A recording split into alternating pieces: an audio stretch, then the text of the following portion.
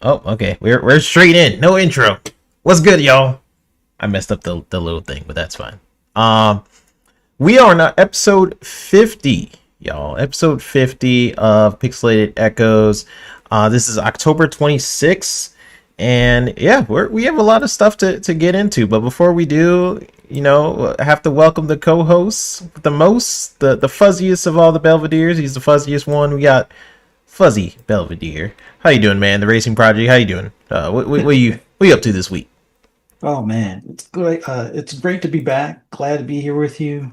Man, it's been a while, but social media has been just on fire left and right. Like whether it's fires that, a platform is dead or people are angry or, rightfully so on some stuff. But it's like I've been busy playing a bunch of different games.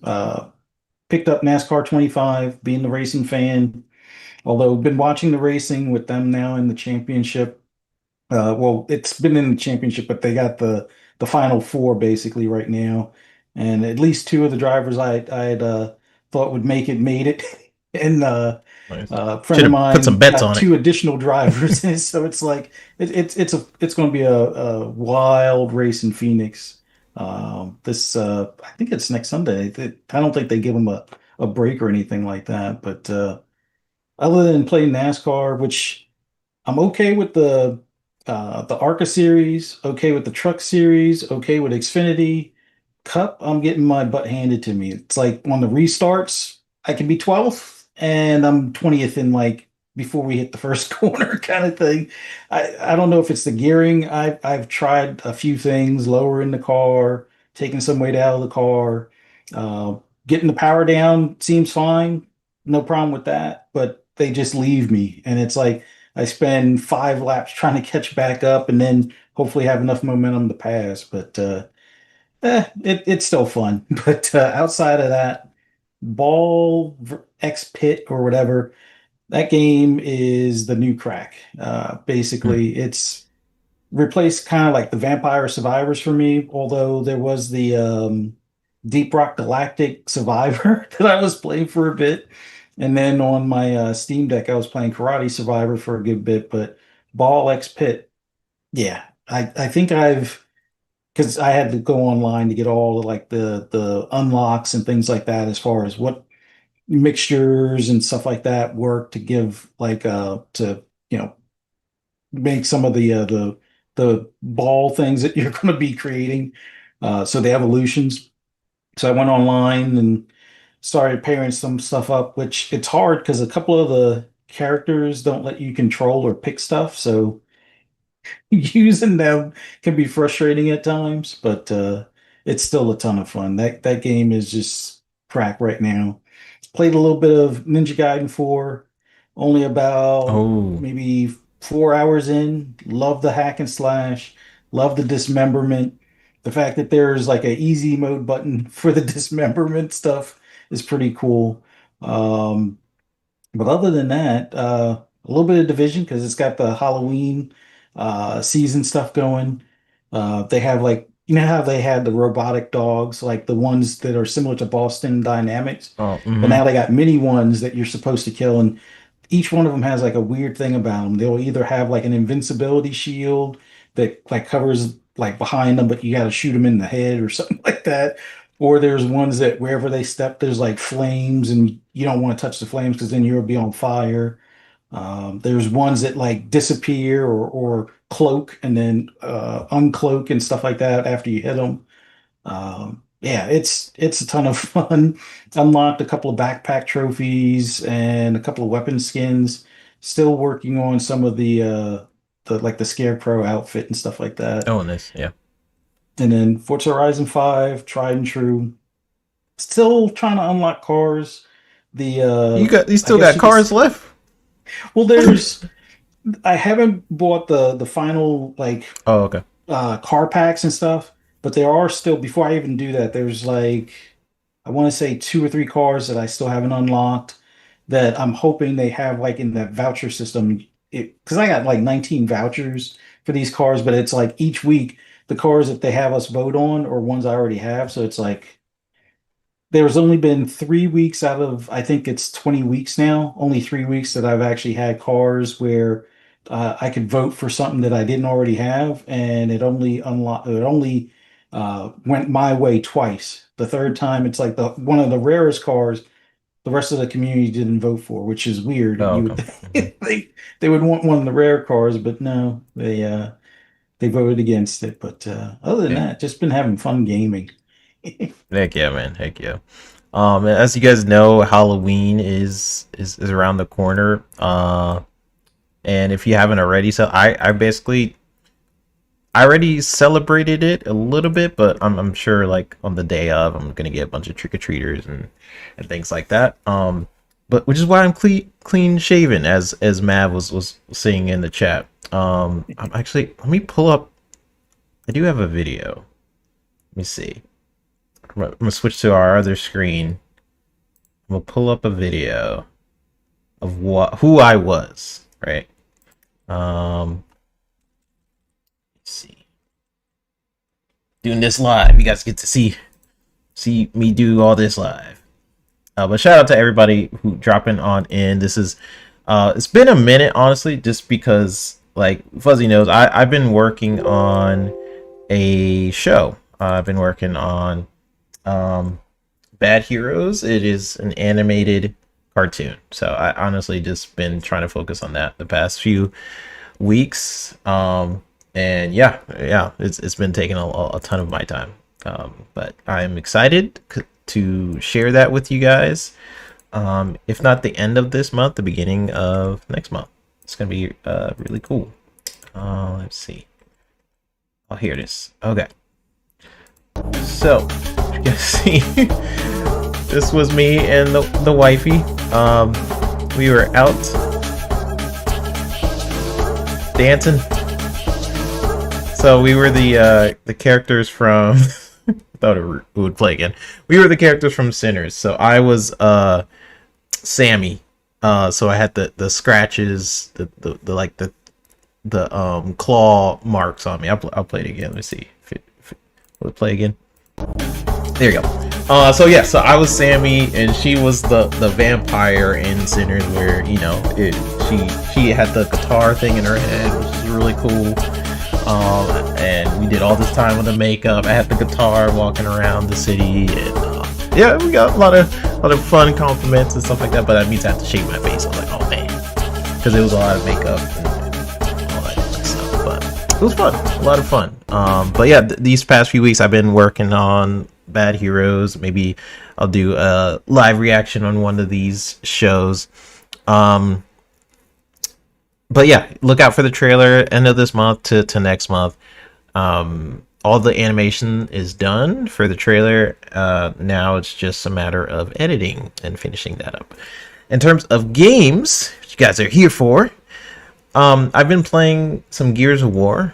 Honestly, the new one, basically remake of the first one. It was cool going back. I was just trying to, I don't know, see what it was like, see some of the updates and see how it felt, and it was pretty cool. Not too shabby. Visually, I don't know. I was like, this looks great, but there's something I was looking for. I don't know what it was. I was looking for a little bit more shine, more polish. But the gameplay is still solid after all this time. Like I was playing it, like this feels freaking great. It feels just as good as it did when I first played it. So I've been playing Gears of War. I think Mav made this joke a while ago, and I always crack up. Every time a new game comes out, I go the opposite direction and start playing like some older game. I'm like, oh, cool, Ninja Gaiden. Let me play a game that came out a long time ago and try that out. Which is kind of true. I don't know why I do that, but it is what it is. I'm still playing Hades. I'm trying to beat the game. It's such a freaking hard game. I don't know how people get as far as they do, but I am slightly getting further the more I play it, understanding all the systems and things like that, and then a little bit of Animal Crossing. So I'm becoming more casual every episode. So that's where we're at right now. But no, it's been really fun, and I can't wait to try out Ninja Gaiden. I've loved the Ninja Gaiden series, so definitely that's on the list. And then I gotta check out the DLC for Indiana Jones. That I feel like that's next for me, before Ninja Gaiden, because I really love Indiana Jones, and I want to really check that out. That's already out, right? The DLC, or is that you're on mute? I think. I think it is. I Okay, haven't touched I it yet, assumed it was though. out already, but Let me I could just be. double check. I know it was something of the Giants, like the Order of the Giants or something like that. Yeah, like, well, if that's out, then yeah, that's definitely next on the list. What else? I played. I feel like I played some. There was something else I was checking. Oh, I was playing that Game Pass game where you are like, it's like shopping simulator, or Oh yeah, what the heck was that the called? grocery store, or yeah, the Yeah, shopping yeah. simulator. The Yeah. so when I first started it, because I was playing it through cloud, so it was like the performance was like all right. I didn't really want to download it because I'm like, what is this game? Like, is this gonna be really bad? And then I started playing the heck out of it. I was like, oh, this is it's like it's not amazing, but it's fun. It's fun to check out. Like, I was first trying it through the cloud, and then like, all right, I'll download it. That's like the best thing about Xbox Cloud is like, it's such a good thing for demos. Like, if you just want to try a game, the cloud is freaking awesome, because you're just like, I don't have to spend all this time downloading it, and I play it and like, oh, this is trash. And also, like, Game Pass, because it's giving you all these freaking options of different games. That's where cloud really makes sense for Xbox Game Pass, because it's like, well, you're giving people all these options, but downloads are getting for games are going up and up in terms of space. So that's where cloud is really useful, in my opinion, where I just get to try a game, see if I like it. If I don't, well, I didn't download it, so I don't have to spend all that time. But yeah, I started playing that. I haven't gotten anyone like robbing my store or anything yet, but apparently that is possible. And when I first started playing, I didn't know it was possible. Like, when you order groceries, I'm like, wait, I'm like, where the heck? Like, I gotta stock my store. Where does it go? And I'm just like frustrated. And I see all these boxes outside. I'm like, what the heck? Who put all these boxes in front of the? Like, this is blocking. And then yeah, those were the. I didn't realize that. Yeah. Yeah. I'm like buying all this stuff. I'm like, man, I'm just wasting money. No food is actually coming to me. People coming in my store to empty shelves. And yeah, they'll like come in your store and be like, well, I didn't see anything, and they'll just leave. So I was like, oh, shoot. It's actually pretty fun. I actually, I don't know. I like little games like that. And so Mav says, me and Kate are addicted to to that game. Yeah, it's fun. It's fun. I like little games like that sometimes. For those two, they were talking about, it's almost like they're competing on their stores. So if there could ever be a multiplayer version or an add-on for this game, it'd be perfect for them. Where it's like pit their grocery stores across the street from each other, kind of thing. Yeah, maybe Mav could answer this. I don't know how, if you mess up, like if you're giving people money and you accidentally overgive them, like, how do I take it back? Like, oh shoot, I accidentally added an extra dollar or a pen. That part I don't know. I've tried everything. I feel like I pressed every button. So maybe I just have to look at something, or I don't know. So Mav, help me with that. But yes, that would be cool too, to have like a multiplayer feature, and whoever earns the most money per day, maybe that's how they could do it, or like till the end of the week, like who earned the most money. That would be kind of fun. Yeah, that'd be pretty cool. Map says there is co-op, but you have to run the same store. Oh, that's cool. Still, I didn't know there was co-op. So what? Someone can like sweep while you're doing. Oh yeah. That's freaking cool. I'm gonna check that out. Me and the wifey was she was watching me play it. But cool. All right, yeah. So let's get straight into the first topic. Appreciate everybody for dropping on in. I would love to talk about that shopping game all day, but we're here. Talk about some cool stuff. Let me put this little video up. All right, so we're the first topic, Fuzz, is actually the ROG Ally. Because I wanted to have this as a kind of an opener to our discussion, because I do think it can spill into our second topic pretty well. But the ROG Ally is doing pretty well. I am planning on getting one eventually. I can't currently justify the price right now for $1,000, but man, it is already selling out at $999. So that's wild.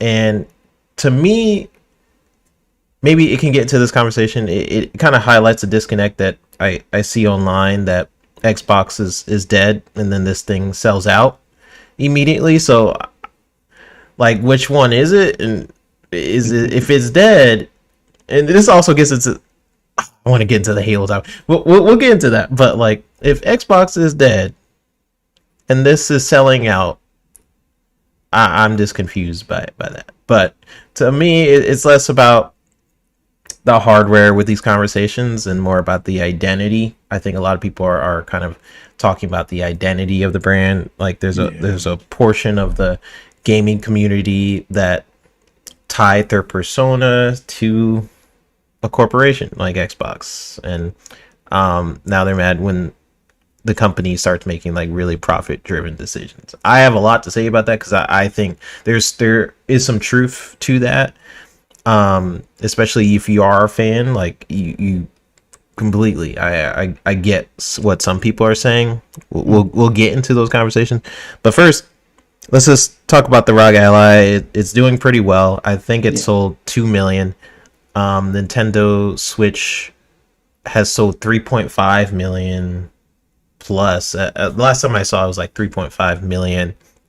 With the PS5 selling, PS5 was outselling Nintendo Switch, I think, last month. So that was a big like, what? Nintendo is supposed to be on top. So it's doing pretty well. So Fuzzy, like, kind of, what do you think about the ROG Ally doing pretty well at selling out at $999 for the upper edition? Then the other one, I believe, is like 500 or so. What are your thoughts? Well, I think it's a good way of introducing people into an expansion on the ecosystem. And what I mean by that is, while it can't directly or natively play console games, it can play the Play Anywhere titles, the PC versions of them, and that's fine. The great thing is, with there being close to like 1,400, almost 1,500 Play Anywhere titles, if you've been buying a lot of the more recent games, or if you're already subscribed to Game Pass, a lot of those same games can be played on that device, and your progress picks up right where you left off. The last time you played it on the console, you'll be able to pick up right from that starting point on that handheld device. So it's a great device. Now, am I getting one? Not just yet. Once again, the $1,000 is a little bit out of my range at the moment, just because I've been spending a lot of money on camera stuff, for the filming stuff for this coming summer. But I think the big thing now is that if you've been looking for a device that you can use at home or use on the road, as far as whether it's streaming via cloud or console streaming, well, the cloud being like the Game Pass stuff without having to download it natively, or if you want to stream from your console at home when you're out on the road, or if you want to install some of the Play Anywhere titles directly to it, it works great. And I think the big thing for me, the parallel I can make, is when I got my Steam Deck, I guess it was like 2, maybe 3 years ago now.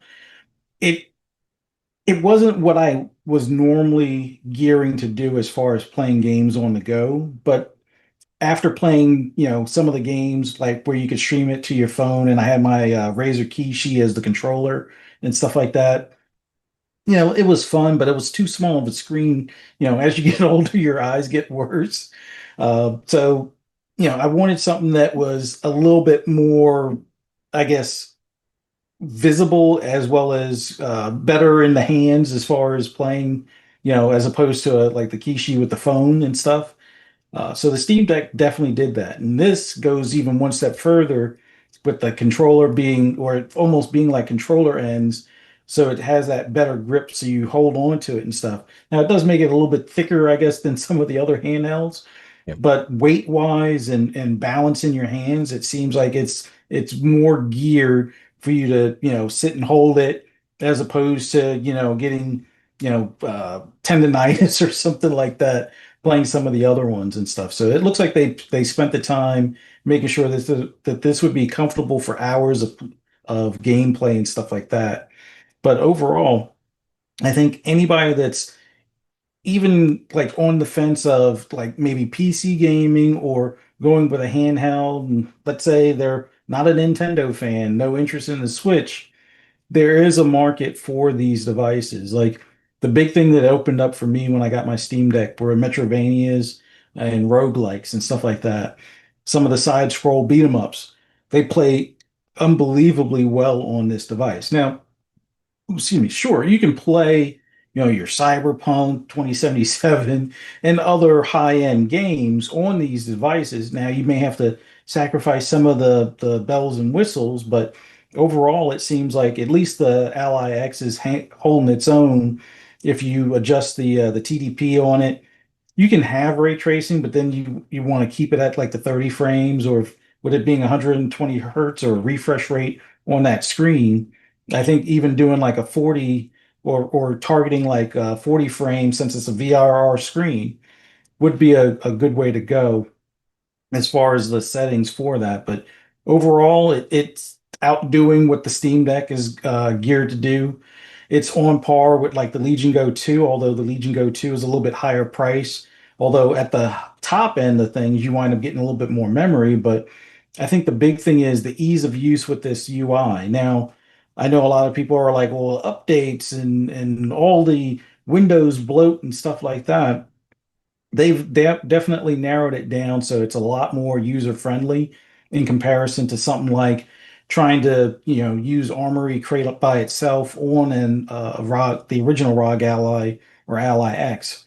And I think even those that had like the previous versions of the ROG Ally can install the Xbox overlay, although it might be quote unquote in beta at that point, but it's still going to give you a more of a Xbox feeling user experience and stuff like that. So I'm glad that they've taken this step in offering these, and especially at two price points, which, to be honest, if you're just basically looking for more of like a Series S on the go kind of experience, the $600 one is perfectly suited for that. And it will still be usable years down the road. Keep in mind, since it's a PC, your adjustments with the adjustments that you can make in the game will allow that to still play, games 4 years, 5 years down the road. Now, the shadow detail might have to be turned down a little bit, or maybe some of the foliage and stuff like that. Like you may not have the as lush grass as far as for like what would that be? Witcher 4. Yeah. But overall, it will still look good on that smaller screen.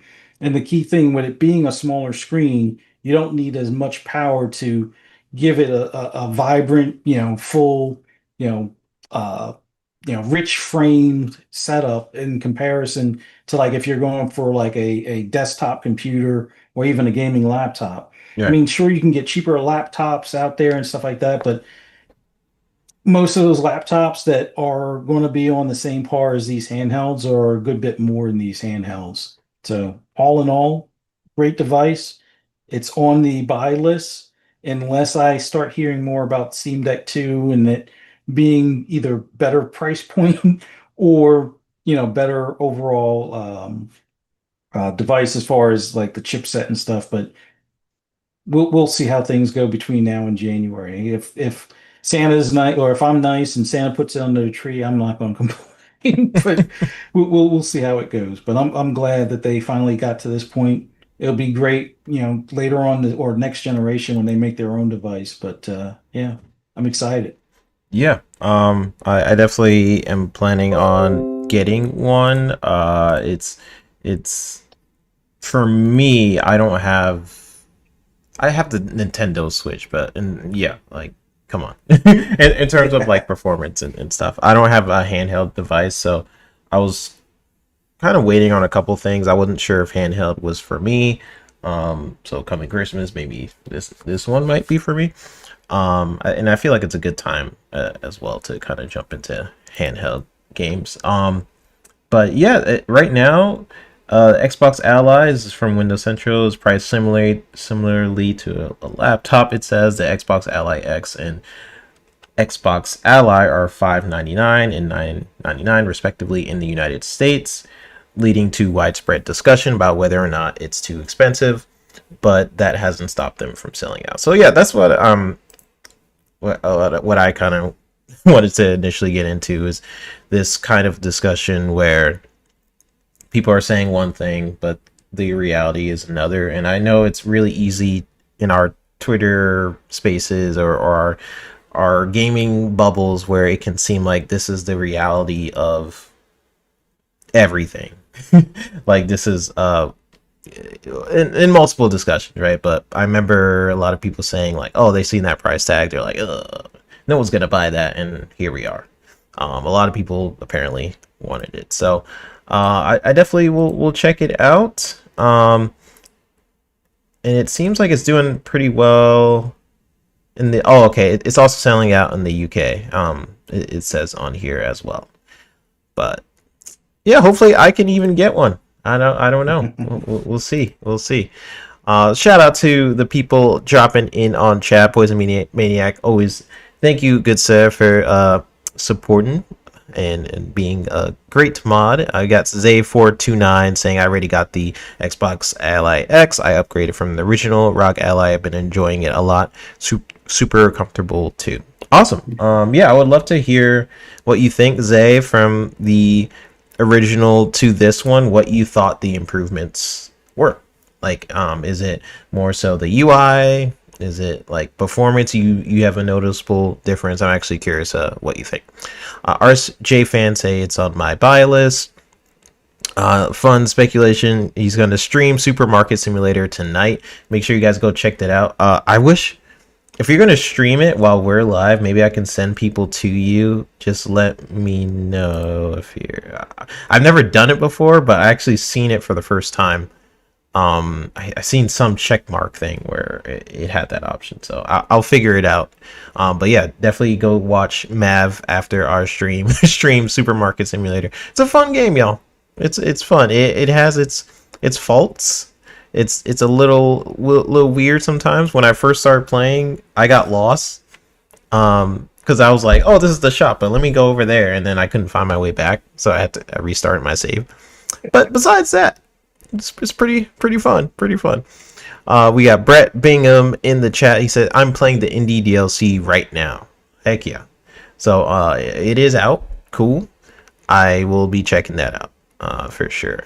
Punty says, great to see you, Fuzz. How are you, bud? And then Anonymous Boss was in here earlier saying, salute gamers. What's up? Got Isaac Hayes 85 saying, what up, everyone? Funnily enough, right now I am working with Isaac Hayes. He is my boss at Fanbase. I do some stuff for Isaac Hayes the third. So good man. Big Man Mo says, good evening, folks. What's good? And then yeah. So appreciate everyone for dropping on in. All right. So yeah, Fuzz. I mean, cool. I'm gonna check it out. It's selling out. It's doing pretty well. Now with this topic, I do kind of want to get into the second, which is Halo going multi-platform. So this one's gonna get a little spicy. So I got some gameplay footage from I believe it was on the Halo channel. So yeah, we got to talk about it. So Halo Combat Evolved, they released some gameplay over the weekend. It was like a Halo event. They showed 13 minutes of gameplay. They showed Silent Cartographer mission, one of my favorite missions in Halo 1, because it was all I could play at the time. Because at first I was like 9 years old when Halo was on Xbox, right? So I was 9, and on my original Xbox they had exhibition disc, and in the exhibition disc it was like a demos of just a bunch of different games. Halo was one of those games, and the only level on that was Silent Cartographer mission. So it has some feels for me. Halo in general has a lot of, it's the reason why I met so many awesome people in the community. It's the reason why I am in the industry, believe it or not. It's because of Halo, because I learned how to video edit. And so Halo is the reason why I'm still in this ecosystem. Is because of the effects of Halo had on me. Halo had a huge ripple effect to Xbox as a whole, introducing Xbox Live features. Like if it wasn't for Halo 2 is the reason why Xbox Live got like party chat, and it was one of the first games to introduce the limit of having 2 guns. Believe it or not, most first person games at the time, you like Doom, you have like 30 guns. Like where's he getting these guns from? You just like pull out a rocket launcher, you pull out a bat, you pull, like, where the heck is he getting this? It innovated in so many different ways, so it does mean a lot to me, and it means like in terms of what Xbox is, I identify a lot of what Xbox is due to Halo. So when I say it's really weird seeing Halo on a PlayStation, like seeing Sony like promote it on Twitter, I mean it's freaking weird, right? We had Phil Spencer saying, if we lose our way with Halo, this is quote, we lose our way with Xbox, right? So we have that quote. And here's the thing: Xbox as a brand isn't what it used to be. The corporate side of Microsoft is in the driver's seat now, and after that ABK deal, I say is kind of when everything started, which is interesting. And they need those returns, and for better or worse, they're saying exclusives isn't worth it anymore. And they've hit the fast forward button on that vision. Like some people's like, yeah, eventually I can see that happening years down the line. And they're like, no, let's start it now. So yeah, it is interesting. We know when the next Xbox drops, you'll be able to play Steam games on it. According to like just different statements they've been making about how it's a hybrid PC. Just basically getting us ready for that future, which means you could be playing God of War, Last of Us on your Xbox in the future. Spider-Man, all that different stuff. It's just a weird future, right?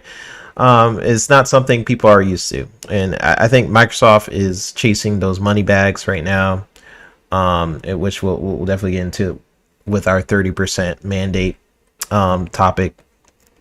But yeah, I mean, honestly, Xbox is usually the one that pushes into these new territories. They take the heat for it, and then every other company kind of follows through, and then it becomes profitable, and then it becomes normal. But in the meantime, Xbox is doing something that not a lot of people are used to right now, with Halo being on PS5. For me, I said all that stuff in the beginning. Halo means a lot to me. From a brand perspective, I didn't agree when they put 4 or 5 games over on another console, but I knew once they did that, it was over. I pretty much accepted it ever since they did that. Once they were like, oh, we're gonna bring some games over, like 4 or 5, I was like, okay, it's over. So I already accepted it then, but I know some people were like, but Halo? Like what? Like to me, I've been used to the idea that Xbox's new vision for where they want to go as a company means no exclusives going forward. Like they are looking at these different ecosystems and they're like, well, all the people who played Halo or wanted to play Halo has already played it, has already enjoyed it. Um, Most likely, the people who are on a PS5 who's never played Halo, they're not going to now buy Halo or buy an Xbox just to play Halo, right? They would have done it. It came out November 1st, 2001, something like that. Yeah. Something like that. Yeah, know some things. I could be wrong though. But like 2001 is when it came out. And if you haven't played Halo since 2001, you've never played it, and you're on the Sony ecosystem, most likely, I'm just thinking about it from Microsoft's tech point of view, where they're looking at it numbers wise. It's kind of similar to like Forza Horizon. What they did there and how many people jumped into Forza. It was a ton of people. It was the top of the Sony PlayStation charts. And I think they want to do that here as well. And they thought like, hey, this is the first Halo in story. So we could introduce new people to the Halo franchise. Because if you did like Halo 2, 3, people would be like, what the heck's going on? This is like, to them, they're thinking very strategically. To me, it's weird. It feels like almost an unnecessary remake. I mean, I will play it. It is interesting to see it on a different engine and see how they're approaching that. But I mean, they already remade Halo 1 and they remade Halo 2. I would have liked Halo 3 remake, but that's just me. So a lot of different thoughts on this, but overall, it's the same thought I've had for Forza Horizon. It's the same thought I've had for all these other games. I know the internet is on fire, and a lot of people are saying stuff like, "I am now going away from the Xbox brand." Like I feel like every few months the same people do the same thing, and maybe I'm, because I'm more on the outside of things now, like I podcast with you, I'm chilling, I'm playing some games and stuff. But just looking at the community just kind of go on fire and be like, the brand is dead, I hate Xbox now and I'm going away, I'm changing my name from Xbox lover to Sony lover. It's just like, maybe I'm crazy just seeing that from the outside perspective, but it's like, once they've shifted their goal of like, we're putting like Forza and all these other games, like I pretty much accepted like that's their vision going forward, and that's where a lot of companies want to be going forward. They want to start expanding their ecosystem. Is why Sony wants to put their games on PC. Xbox has been putting their games on PC. Now they just want to do even more, put it on other consoles. So like I've accepted it. It like, but is it weird? Does it hurt their brand? Sure. I think in some ways, yes. Does it hurt their brand? Yes. I believe it does in certain ways. But do I care? Does it affect me per se? No. It's freaking weird. It's like the brownie points of like the team thing that we were kind of talking about, of like my team versus your team. That mentality or those cookie points are kind of gone. You can't be like, well, we got Halo, well now they got Halo too. You can't really use that anymore. But yeah, so a lot of different thoughts. Let's bring you into the conversation, Fuzz. Like, Halo coming to PS5. What do you think? All right. So I a lot of similar thoughts, but let me just give a bit of background. I know some of those in the chat already know. I was a PlayStation guy up until Xbox One generation, like the second year of Xbox One generation. I never really had interest in Halo. I was at the time when Halo first came out, I was more into flight sim and F-15 and F-14 Tomcat sims and racing sims and NASCAR 2003 and stuff like that. So it never was really on my radar. And I had my issues with Xbox because Microsoft, as a PC software company, I had issues with Windows ME and Windows Vista, which were terrible for PC gaming. But I understand why Vista was terrible for me because I didn't want to upgrade to the latest and greatest at the time. I was incrementally upgrading video cards and things. And at the time, the Voodoo card was probably one of the best on the market, but Vista made, I think at that point, Radeon cards were now starting to step into their own, as well as NVIDIA cards were getting a little bit better and stuff. But I say all that to say, when I came to Xbox, it wasn't like, oh, I'm leaving PlayStation. It's like I still owned my PlayStation, and now I happen to own an Xbox. And the reason why I predominantly used my Xbox was because of the platform, the people in the ecosystem, and some of the games that, yeah, now they are over on PlayStation, like Forza Horizon, but at the time they weren't. But it made it worthwhile for me to have both platforms. For a little bit of time, up until I think 2016, I was playing all of my single player games on PlayStation, all of my multiplayer games on Xbox. And then after a while, based on how the pricing was, and I think what was it? Game Pass when it first started, and the Xbox One X, and then also Division when that finally came out. I was like, you know what? I'm just going to buy all of my games, third party and first party, on Xbox, and the PlayStation will be the exclusives box. That the only games I'm buying over there at that point are ones made by PlayStation Studios. All of that, nothing's really changed for me. I still buy stuff over on PlayStation. Most of the stuff I buy on Xbox, although some stuff I'm buying now also in Steam. It depends if it's a game that I know I want to do mods for, uh, then I'll more than likely get it on Steam because some of the Xbox PC ports aren't as moddable or easily modded as they are for Steam mods or Steam ports.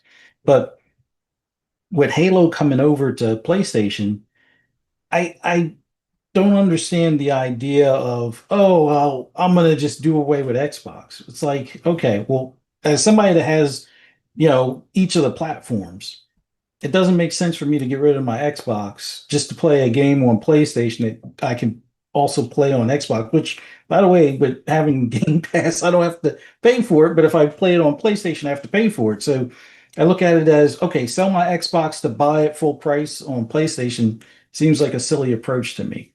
Yeah. But that's just how I look at it. No, that's I a can great point. Good point. I mean, I can understand people being upset with the brand. Like I was upset when they put Hi-Fi Rush everywhere, or at least on PlayStation, because I was like, well, that was your first new new IP that you brought after, the initial purchases, and they were still doing the back and forth on ABK, I think, at the time. And now they're going to put something over there, or maybe they had already sealed the deal on ABK. But it's like, why would you put one of your new IPs over there? But then I knew, well, they were saying it was just four, but it's like, yeah, it's an experiment. And if it does well, which Sea of Thieves did well, I don't think Pentiment did well. I don't think Hi-Fi Rush did as well as they had hoped. They would have probably did better if it was able to be playable on the Switch, but what's done is done.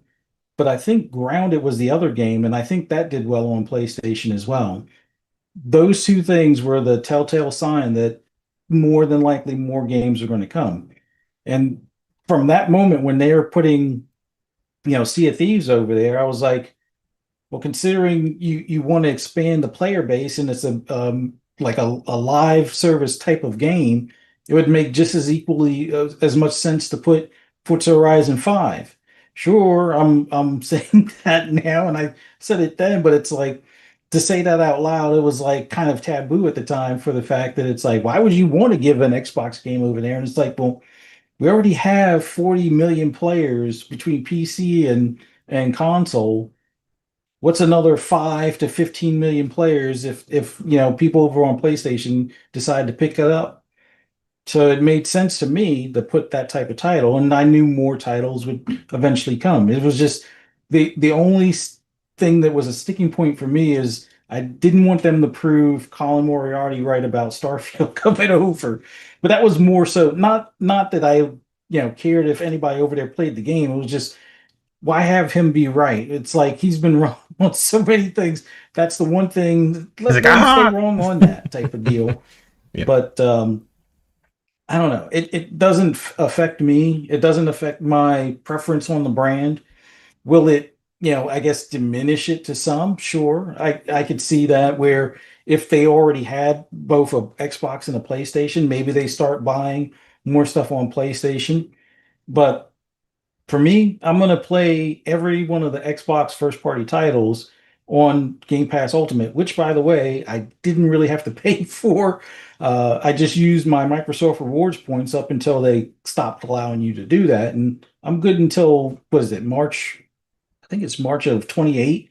Mm. So I got plenty of time to, let that subscription, go through its paces kind of thing. And I'm pretty sure there'll be more changes on pricing and features and stuff as time goes on. But at least in the meantime, there's no need for me to change just because Halo's over there. If anything, me being the racing fan, the time to change would have been when Forza went over there. But I look at it as a good thing for the fact that it will more than likely guarantee that these games last longer and that they put more effort into it and get more licenses as far as licensed brands instead of letting, things like what was that? Alfa Romeo slip or Nissan slip for the times that they've, didn't renew those contracts, or maybe it was the automotive manufacturers that didn't want to renew. But if you're going to have it on multiple platforms, it makes it easy, or at least I would think financially, it makes it easier to get those licenses for the game. And if that's what it takes, I'm all for it. So that way we can have a full lineup of cars for the game, especially if it's with it being in Japan for six. I can't wait. But for those that are pissed at Xbox. I get it. I I try to look at it as like a sports fan. Like born in New York, I lived like a couple of blocks up from Yankee Stadium. Now, up until, was it Reggie Jackson, I guess, was traded or wanted to be traded, I was a Yankees fan. Then I became a Stone Cold Mets fan, just in time for the 86 Mets. If anybody knows, that was when they were at their best. Um, but then shortly after, I moved to Pennsylvania. And it wasn't that I instantly became a Phillies fan, but the one thing that made me partially a Phillies fan was most of the players at the time when I moved were ex-Mets. You had, I Mm. think, Cone, Dykstra, and there was at least two others that they had gotten from the Mets that were on the Phillies. So it was always like, okay, diehard Mets fan, Phillies fan, unless they're playing the Mets. And it's still to this day, it's like the worst duo of a team that I like because whenever the Mets are at their best and they're, going to make it into the playoffs, that's when the Phillies sweep them. When the Phillies are going to make it to the playoffs and they're at their best and the Mets are not even in running, that's when they sweep the Phillies. So it's like my two favorite teams are each other's worst enemies kind of thing, but as long as they're not playing each other, I can root for them. But when they're playing each other, it's kind of like I'll kind of sometimes default to Met fan, and I have to be quiet being in Pennsylvania because yes, they do like to throw batteries and whatnot. But I remember being a Yankees fan and seeing people, well, remembering why they don't have bat days anymore. So drunk people with bats is not a good idea either. But yeah, I look at it as your favorite team moved to another state. Now, do you still root for them? Or do you root for, the next closest team to your house kind of thing? I would say if you already have all the memorabilia for the or for the team that's moved to another state, stick with that. Unless the team that's, the next closest team to your state is a better team and dare I say, hop on the bandwagon, but so be it. But I just can't imagine selling your Xbox to buy a PlayStation if you don't already have one, and then buying the Xbox games that you enjoy on that platform that now you have to pay full price for. It's like it just feels like a couple of silly steps, but I'm not changing. I'm not switching. Xbox will still be my primary until, let's say, Steam releases a console. Then maybe they'll have better competition in my eyes. But no, still an Yeah. Xbox fan, even though they've kind of moved in a different direction that's catering more so to, I guess, a broader audience that either plays on their phone or PC or handhelds or tablets and whatnot. So it is what it is. Yeah. And brought up a lot of good points. Like it if you are some of the people that's saying like, hey, I screw playing Halo on Xbox, I'm gonna play it on PlayStation. like just having that mentality, I don't know, it's a little confusing to me because it's like you want to pay more to play on another platform. Like I get if Sony PS5 is your preferred platform, then sure, yeah, makes sense, and more power to you. But I just get confused by the people saying like I'm gonna leave this brand to pay more on another brand. Like okay, sure, it's your prerogative, your prerogative. But shout out to everybody who are jumping in here. I want to get to like some of these points. Mav and Poison and Zay are bringing up really good points. So I'm gonna start reading. Let me put the little thing up so I can keep track. Okay, we have Mav jumping on in here. I'm gonna go up to what you said up here.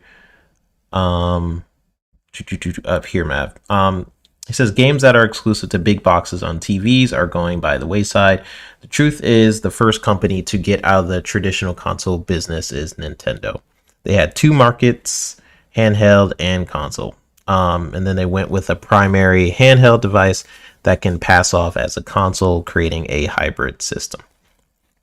Yeah, for sure. Like Nintendo, out of the big three, right now, Nintendo, Sony, and Xbox. Nintendo is sticking to their model of exclusives.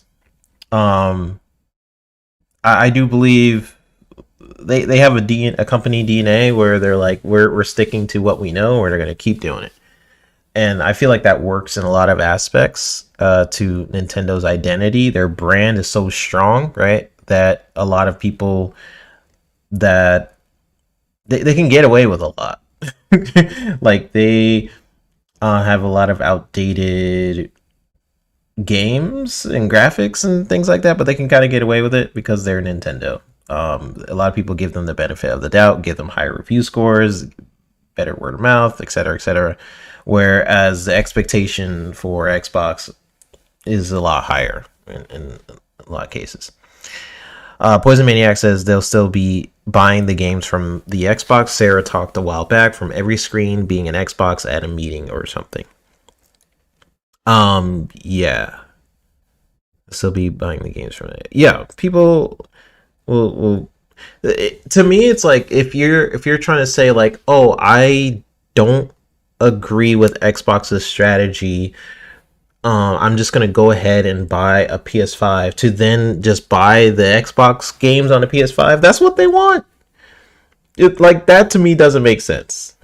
And maybe that's what I'm trying to get at. Like if you are saying I'm gonna not buy the game on Xbox, but I'm gonna buy it on the PS5, like sure, they still make the money. Xbox will still make a sizable.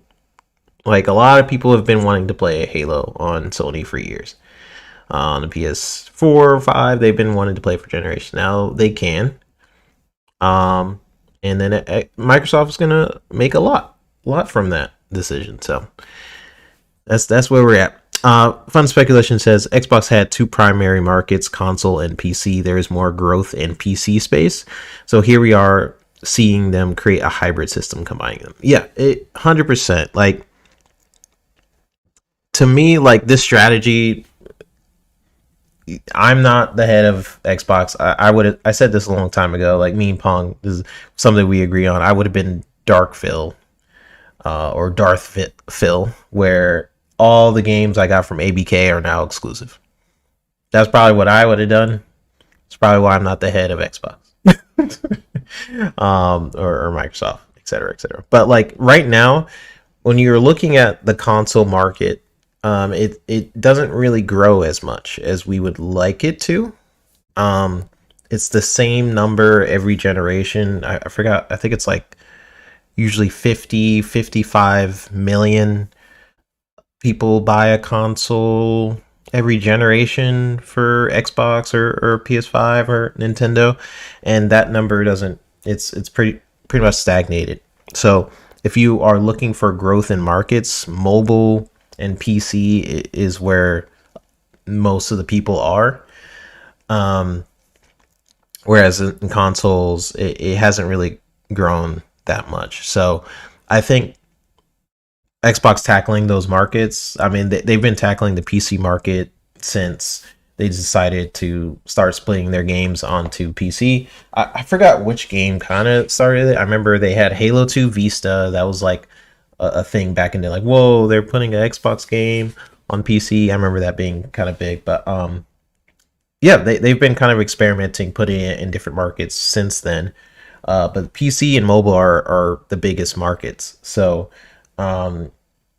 yeah, you can keep fighting for the console market space. There's still a lot of money in there for sure, but they're basically trying to have their cake and eat it too and put it everywhere. So we'll see what that ends up being, but so far it's making it so they are a lot of their games on the PS5 are hitting the top of the market. You go into the Sony store, a lot of it are Xbox titles. While you're like, where's the Sony titles? Usually it's pretty down the list, or it's not on there. So it's like people can complain. It's interesting seeing people complain about it and being like, oh, like ROG Ally, that's too pricey. It's not going to sell, and then it sells out. Or people saying like with Forza Horizon,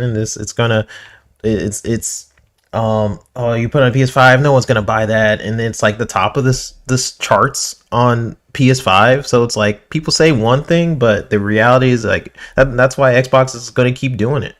That's why Sony wants to do it as well.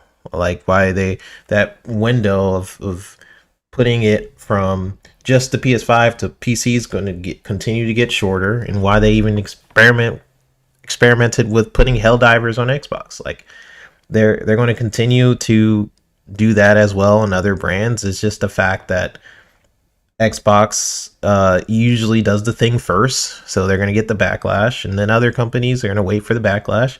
Like, oh, okay, is it safe to come out now? Can I do it? And then that has been proven from time to time again that Xbox has done something new and different, and then they get the backlash, and then other people start to do the same dang thing. So we're just unfortunately in that time period where people are deleting their Twitter accounts and being like Xbox is dead, and I just don't think that way. I don't know. I'm just all about the games. Like, is this the ecosystem I would like to play the game in? Do I like this ecosystem? Is it providing me value? Like, do I feel like I can get good pricing structure on games? Is it performing well? Can I talk to my friends? Like, that's where I'm on the Xbox side of things. Like, I really like the Xbox ecosystem. I think it's great. That's where it's at for me. Like in terms of like the gaming side of things, like Xbox has provided more games this year than Nintendo and Sony of games I'm interested in. So that's what I look at. Like other stuff, sure, you can look at like the business side. Like I don't agree with their marketing or business decisions. Like that's a whole other thing. Like sure, I probably don't, but like, is the game fun? Cool. like if I was to really simplify my view on everything, that would probably be it. I kind of look at it from that lens. Like, but you know, it is what it is. You got anything to say on that, Fuzz? Oh, look, when you were talking about the games, like I think they've released more in just this past month than some of the other platforms did all year. So it's like I don't know. I like I said, I've spent more and more time gaming than on social media, just for the fact that like I see certain individuals that, oh, I want to be an Xbox dude again. Oh wait, they're dead again. Oh no, I'm a PlayStation guy. And then ex-employees that just like I don't know. Like when I retired, I don't go to the forums or on my former employer's Facebook page to complain or point anything out. It's like I retired. I retired. Like that's it. Even if they had fired me, I don't think like maybe I would say something smart once, like on like maybe what was it, Glassdoor is like the Mm. uh place where you can kind of air out company dirty laundry, but I don't even think I'd want to bother with that. Like it's not worth the energy at that point. If the place is that much of a hellhole as you know a certain ex-employee or certain ex-employees think, then just let it die on its own. You don't have to chime in. Like the fact that you're still watching means that they hurt you. They Yeah. really hurt your feelings by letting you go.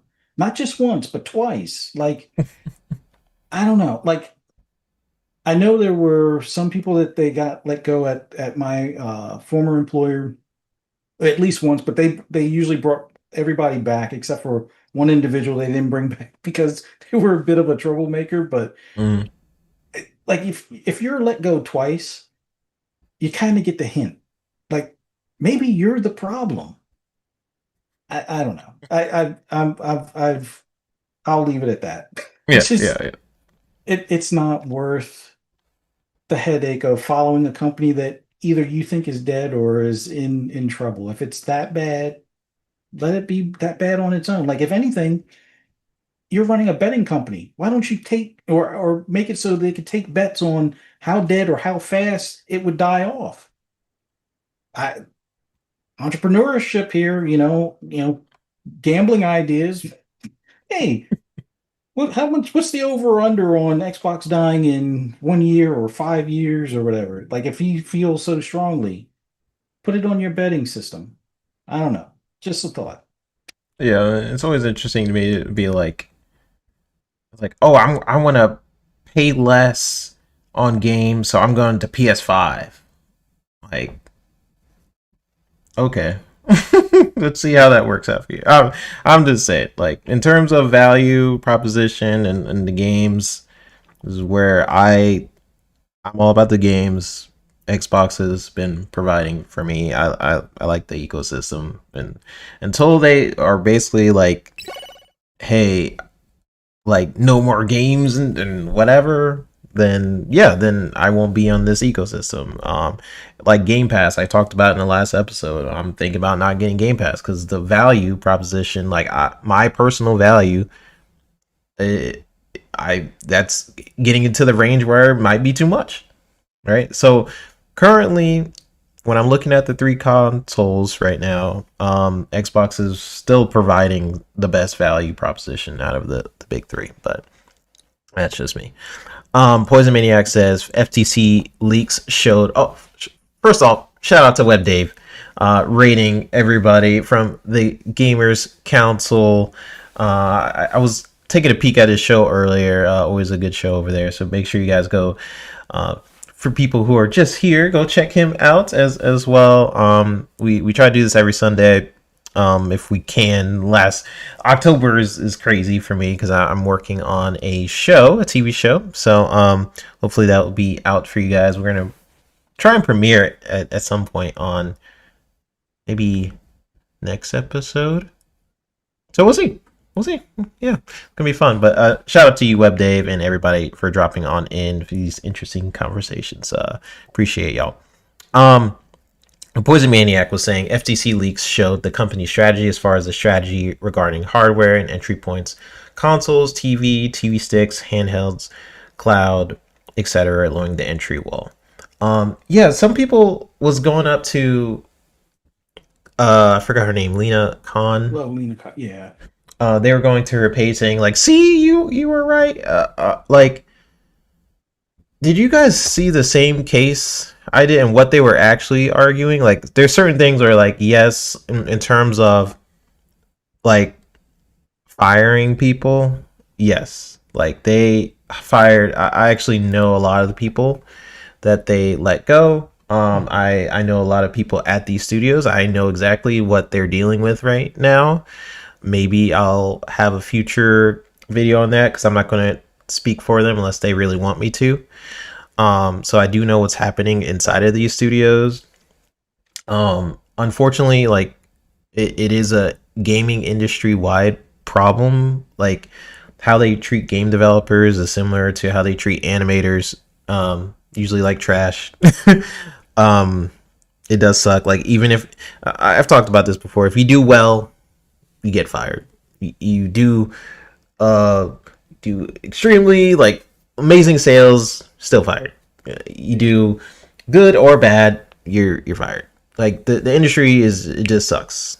The gaming industry is like there's a lot of problems with it. I've talked extensively about like my personal gripes with the gaming industry and things like that. Sure. But what the FTC was kind of arguing was saying that they would take all the ABK games and make it exclusive, and which was one of their main arguments for how it could cause harm. What Xbox was saying was like, no, we don't want Call of Duty to be exclusive. We want to put it everywhere. And so that when they brought it to the judge, they're like, well, where is the indication of harm? And they were like, Microsoft, big evil bad. Like they didn't have a case really. Like I understand like people getting their feelings of like what Microsoft is doing. They're a corporation. They're sure $1 trillion corporation. They're evil, bad, whatever. As most corporations do some crazy things. But at the same time, they really did not have a case. I listened to the entire case. It was crazy, but they did show some interesting things and strategies, like Poison was mentioning of like where they want to go, and how they want to increase their entry points, which really indicated what they were going to do, which is make everything like go to multiple platforms. Meanwhile, they were mentioning Sony because Sony couldn't help but open their big mouth and they were like, wait, we wanted just to complain about the thing. We didn't want to actually be involved in the thing. So that's why they kind of shut up like maybe month 4 of the trial. They're like, ooh, we just want to complain about it. We're going to walk away because Sony has been behind the scenes doing some crazy shady stuff as well, which could indicate to the industry of like how actually they are monopolizing the industry in some cases and things like that. So you don't want Sony to be involved in that because that's a whole other conversation. Um, that the whole FTC thing was an eye opener for a lot of people in the industry of like what is actually happening to gaming behind the scenes because it's such a secretive industry. I wish I could talk about so many things that I've experienced in the gaming industry. Um, but one, I don't want to blackball myself for one. And also like I don't know, it is secretive for a reason. And it's gonna keep that way. And I'm not trying to be Xbox where they do the thing and get backlash for it. Like I'm not trying to be the example case, is all I'm saying. Fun Speculation says PS has a lot of work to do with their access to their storefront access if they want to keep growing. Um, yeah, Sony's supposed to have a storefront. I don't know if that's still. I seen someone else. Oh yeah, Poison mentioned it. Is PS still doing that PC launcher? I don't know. I would assume so. What do you think, They Fuzz? are. There's, without going into great detail, there's some stuff holding it up. Hmm. There, somebody that's in charge is dead set on using software that could be problematic for them down the road Mm, because they don't want to use a competing bit of software for it. yeah. Basically, they're trying to be independent, but it's going to wind up locking them into something that they're going to be paying out the nose for. It's kind of like with the situation with Netflix with using AWS kind of Mm, thing. hmm. It not a one for one like type of thing, but a similar situation. It's coming. It's just slow and steady, and it's probably going to see a change probably 2 to 4 years after they announce or launch it, and that's going to get ugly as well. Yeah, they're a little behind. Like in terms of systems set up for the future, Xbox is basically set. Like they are ready for the future. Nintendo and Sony, Nintendo is dead last in terms of preparing for future innovations of where gaming is headed, in my opinion. Um, Sony could definitely use like a store and things like that. Like they're kind of half in right now. They're putting some games on PC. We heard about their store plans. We've seen different patents that they want to try and do with like cloud gaming and things like that. But I kind of get it because they don't have the Microsoft money. They have to make certain decisions just based on how much money they have compared to Microsoft, where it feels like more like a blank check. Like, oh, you want to do this? Here you go. Um, and last thing I'll say on like people in the chat, Poison saying she argued from a company perspective of a company and not the viewpoint from consumers. Only the EU really did anything really with cloud options to competing companies, RSJ, neither FTC or CMA, which helped for more options for the consumer. Yeah, honestly, like she would have had a better case if she argued more from that perspective. And probably would have actually got something done because you could actually prove a lot of that stuff. When you're saying like, oh, Microsoft is going to take Call of Duty away, and then Xbox indicate like, no, that doesn't make any sense for us financially to do that. I mean, and then your response to that was like, well, yes, you are. It, that's pretty much, if you guys go back and look at the FCC case, like they could have really they needed someone who kind of understood the gaming industry, because they really didn't understand what the heck they were arguing. If they simply said like this could lead to which they might have mentioned, a higher cost in Game Pass, this could lead to a lot of the workforce getting cut off and things like that. They might have like briefly mentioned some of that stuff, but like if they really like if that was their main uh case, and then maybe they would have had more concessions from Microsoft. I don't know, but here we are. Here we are. Um, appreciate everybody for dropping on in. Halo is coming to PS5. Um, let me read some of the features. It is going to have co-op. Let me see. Here it goes. So it's not going to have multiplayer. The Des reveal. This is from an article from The Gamer. It says, arguably one of the more stranger decisions in recent gaming news, aside from Pokemon Legends, Halo Campaign Evolve, the brand new remake of the original Halo Combat Evolve, won't have online multiplayer. Sure, it'll have online co-op functionality, but as far as Slayer or King of the Hill on PlayStation, not happening. So it also says in an interview with Windows Central, executive producer Damon Kahn opened up about the lack of multiplayer in the upcoming remake, but he offers a glimpse at the mindset that Halo Studios is operating under. We're not trying to replace what is a masterpiece in the original, Kahn said. We're trying to basically make something that stands kind of shoulder to shoulder with it, using new tools, new energy to get a little bit of a fresh take on some things, but honoring the legacy that is Halo. So yes, it's a campaign experience, but it's not only a single player experience. He also said, Khan noted, and Halo has always been about reconnecting a sense of community and then also telling those stories and sharing those experiences together. Um, and we believe that is where, we're really going to be able to bring people together with this new release, end quote. So, yeah, I mean, I wasn't really expecting it to have multiplayer. Um, like that would be a lot of resources for just the campaign version of this game. I don't know. Like in my brain, I wasn't even gonna think it would have multiplayer. It would be cool. Yeah. Especially they already have a ton of amazing maps on the original Halo multiplayer, like Blood Gulch, freaking Rat Race. My Halo players know what I'm talking about. All those awesome maps for Halo 1 that would translate really well on Unreal Engine. I believe this is our first glimpse at the Unreal Engine for Halo as well.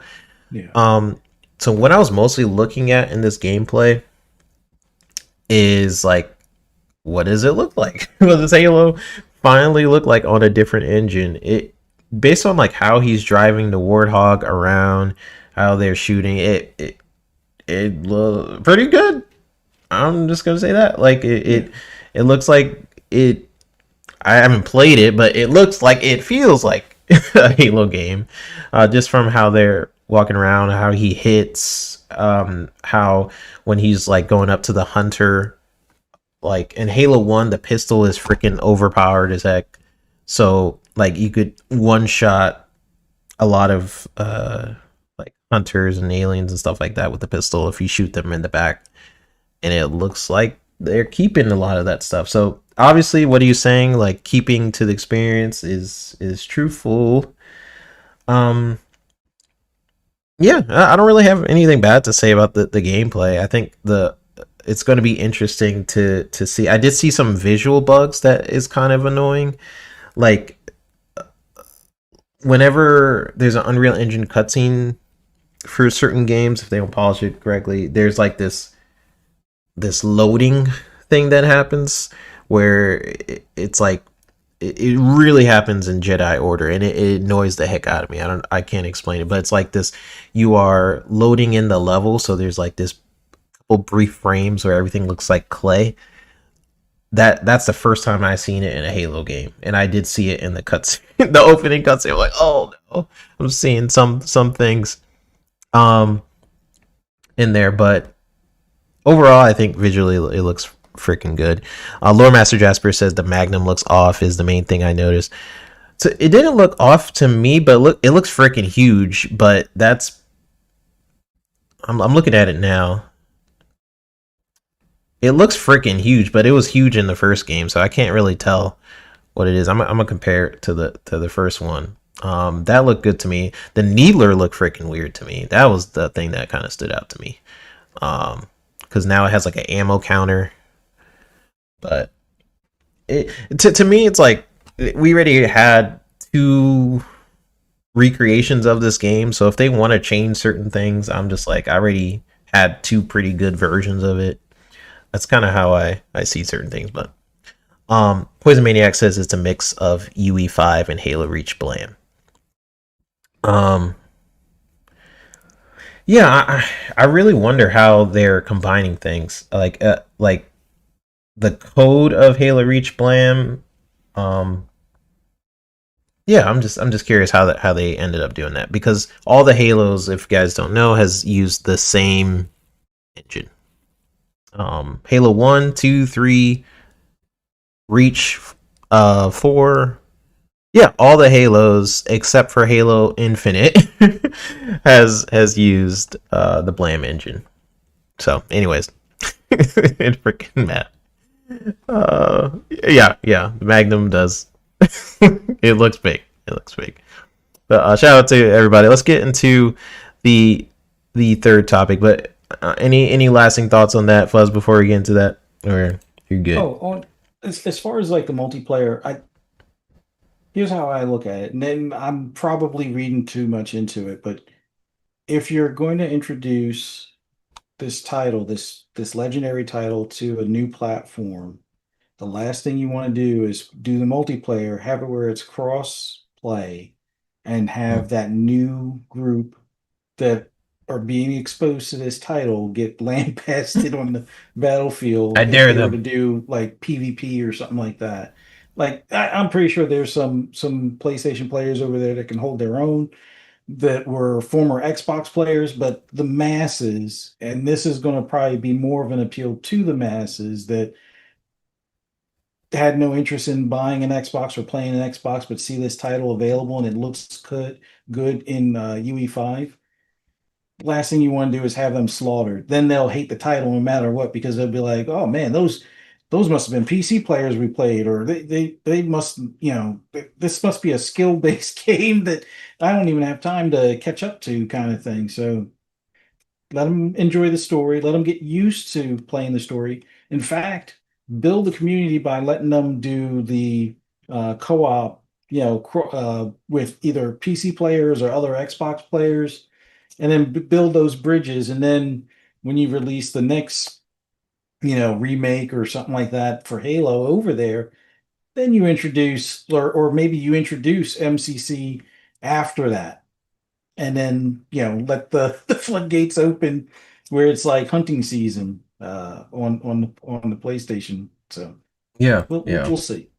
We'll see. And it's also like I believe this game is a test in a lot of ways. It's a test to see how people on PS5 handle a game like Halo.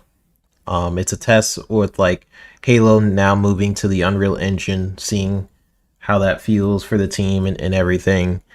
Um, it's not what I want Halo Studios to be working on, to be honest.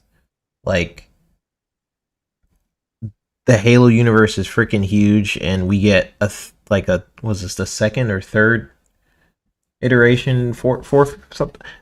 This game has already been remade. So I don't really care for it to be remade again. I'll play. I'm a huge Halo fan, so of course I'm going to try it out.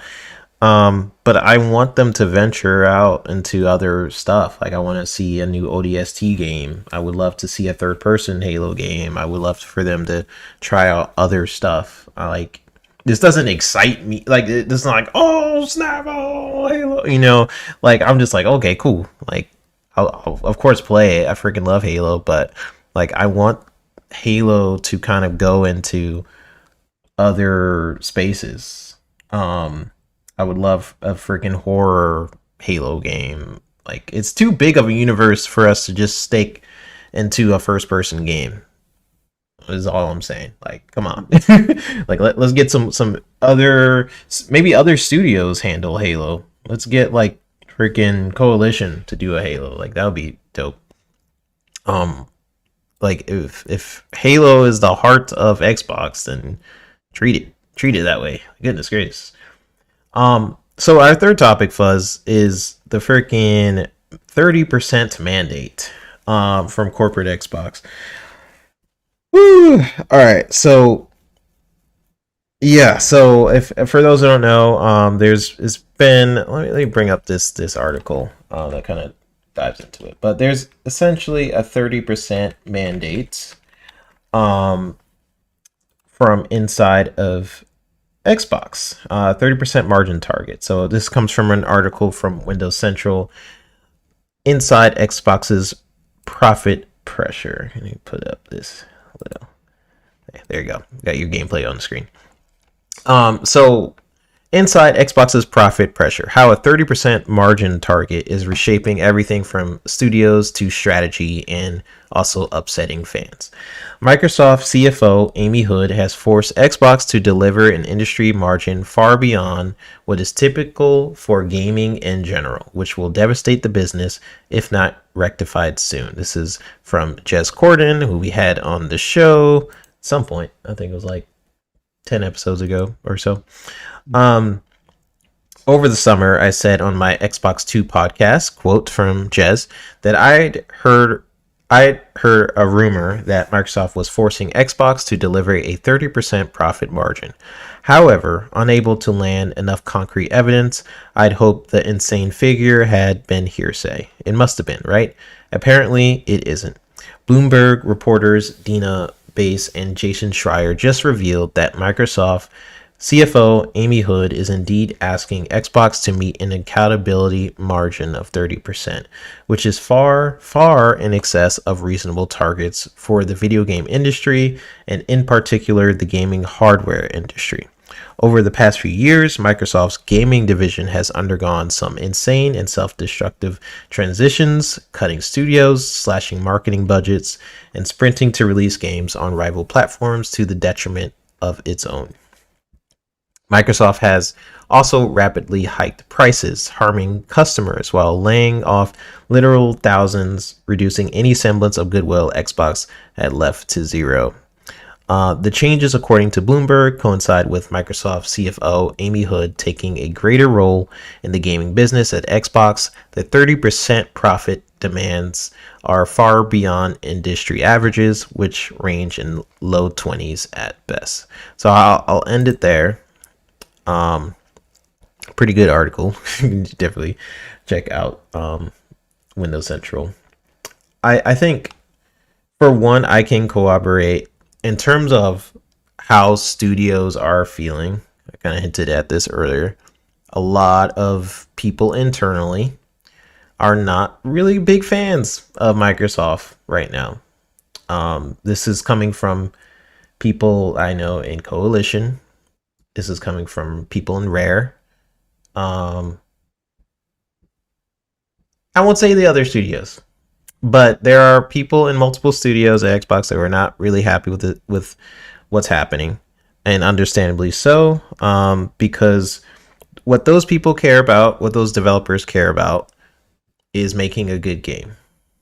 What Xbox or Microsoft cares about is making a profit. And ever since the ABK deal did pass, it's like a spotlight was shown. It's like Microsoft didn't even realize Xbox was there because they were focusing on Windows and stuff, and then they're like, "Oh, what the heck is this?" And they pick it up and it's Xbox. Like, "Oh, we have this? Like, dope. How much does this make?" And you're like, "Oh, cool. Yeah, you're gonna make more than that." It's like it definitely have thrown Xbox into like this spotlight, and we've been kind of saying this for some time.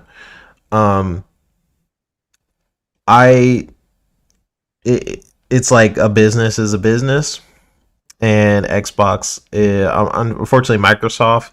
When I heard how brutal Amy Hood was during like the FTC, something was mentioned by her of like how she's the person that make sure that they are making a profit.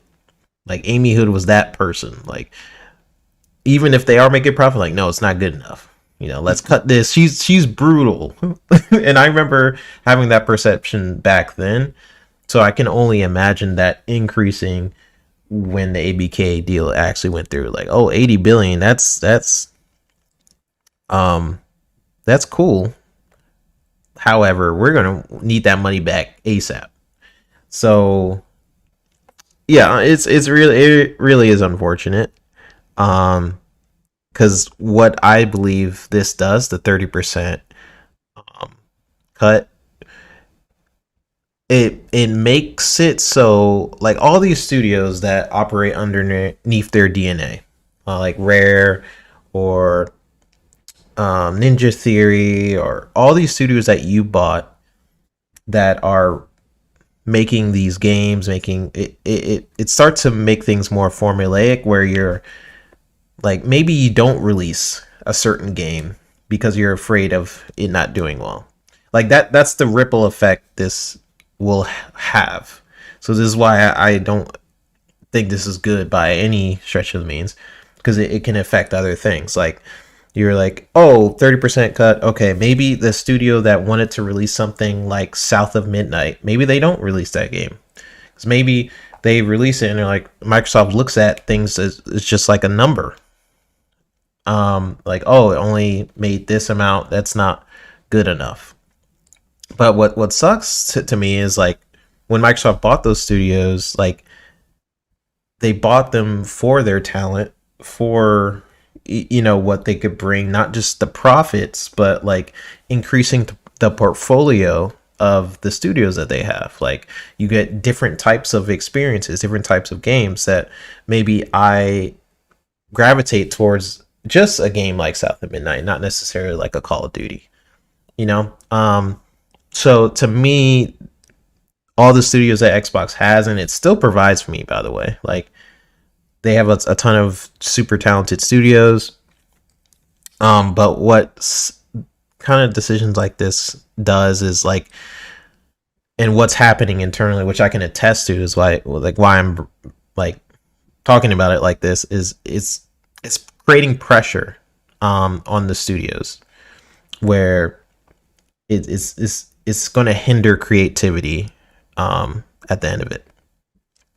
And yes, Mac and everybody, I know it's not next year. I'm talking about like what's happening right now without this 30%. So imagine when there is the 30% um requirement, is kind of what I'm talking about. I'm talking about like what's happening right now from teams that I've talked to, what's kind of happening now. So I don't think this is good adding this to it as well. Um I understand Microsoft wants that money, and that's why they are not going to have exclusives anytime soon. They've been doubling, tripling down on this in these past few interviews. I know there was one recently with Matt Booty who talks about how like the TikTok kids or something, or it was some quote that happened where he talked about exclusives not being a Yeah. thing. So yeah, just your thoughts, Fuzz, on the 30% thing. Maybe is something I didn't think about, but yeah, what do you think? Well, there's a lot of things, and from their recent financial reports, considering this isn't supposed to kick in until 2030, as of right Mhm. now, they're hovering somewhere around 24 to 26%. Now, some of that is Windows, some of that are other things that fall under that same umbrella. But as far as those portions, I dare I say Windows is probably the holdback to some extent to that 24 or 26% that they're sitting at now, primarily because they've been giving away that software for free. Now, there's also Office 365. It's not that it's falling behind, but a lot of people are switching over to the free Google apps that are cloud-based. It's more convenient for both school as well as upstart businesses. A much cheaper approach than doing the 365 Office 365. So there's some things in Windows that could use some adjustment. The Surface team as well, since they've gone all in on this Copilot stuff and their Copilot PCs being more of a Windows 11 setup. Depending on how far they go with Windows 12 is still in beta. So depending on that, that could either make or hinder, help or hinder that percentage mark as well, because it still falls under that umbrella. The other thing that this is where I wish there were more gaming centric voices at higher positions. Yes, Phil is a CEO of Microsoft Gaming, but when your CFO and CEO are saying we want more because we want that 11 million or however many millions they got as far as a bonus this past quarter based on like Xbox and Game Pass and such, there really isn't much convincing them otherwise. But there are ways to shift some of the margins on hardware versus software. Now, it's a catch 22 because as we've seen ever since pricing on games have gone to $70, they don't seem to sell as well as when they were $60. The market isn't really I mean, they have adjusted to the point where, some of the bigger titles like your Call of Duties, like your Maddens and such that have gone to 70 early on, they're selling well, and they're probably doing close to the numbers that they were doing before the price hike, but it's taken them a while to get to that point in comparison to when people would buy games at 60 and in a lot of cases not even think twice about it. But 70 puts a little bit of a pause factor out there for some. So they could, in all intents and purposes, go to that $80 price point like they try to do with Outer Worlds 2. I don't want them to do that, but that could be part of it.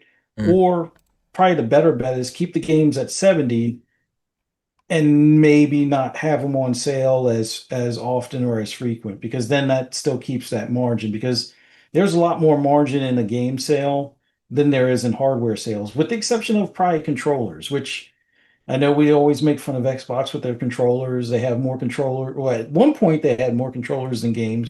yeah. Not so the case nowadays, but a controller you can have 30, 40, hell, 60% on some of those, especially the design lab ones.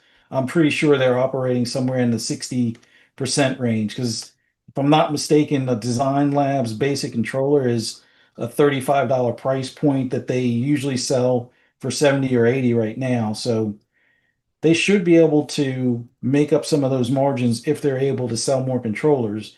Now, the cost of materials and design for making, special edition controllers, that might eat into some of that cost, but that's an area that they could probably focus on. The other thing that I'm not as much of a fan of that they'll probably do, and a lot of people have said this, and I'm still holding out hope that they do a little bit of subsidy as far as pricing on their hardware, especially after the talks about the pricing on the Xbox Ally and Ally X. They were it seems like they were hinting that the reason why it's the price that it is because that's what Asus said it to, as if they would set the price a little bit lower, even if it's $50 lower.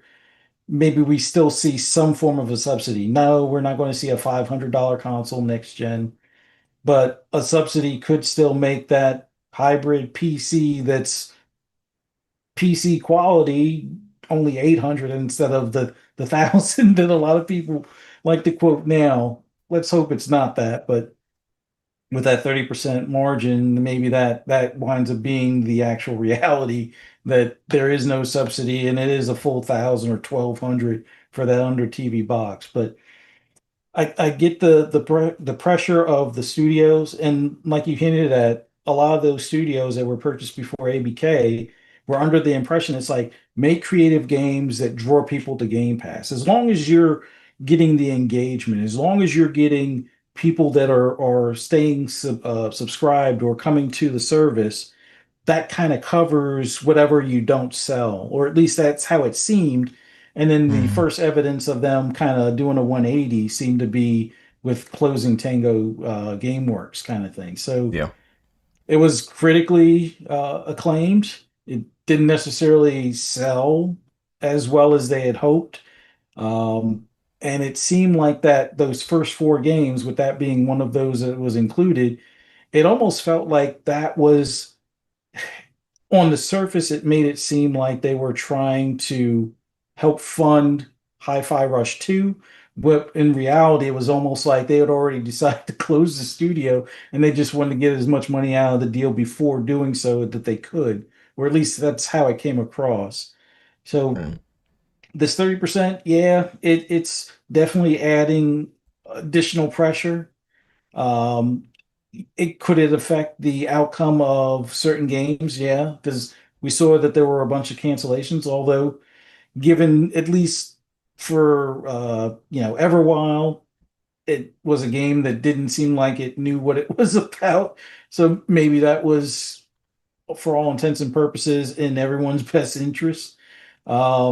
When it came to, Perfect Dark, and it's, rocky, production and everything, as far as the initiative being a I won't say a bunch of cooks, but it was like the super team, that you have a bunch of superstars, and when you have a bunch of superstars, it's like having a lot of cooks in the kitchen kind of thing. So it it seemed like it was going to be up for failure unless that the whole model was to brainstorm an idea and then pass it to a production studio. But even that didn't seem to go as smoothly as they hoped. So yeah.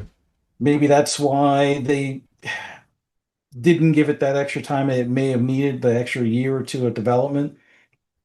Cut it while it's cut, cut their losses while they're ahead kind of thing. But I don't know.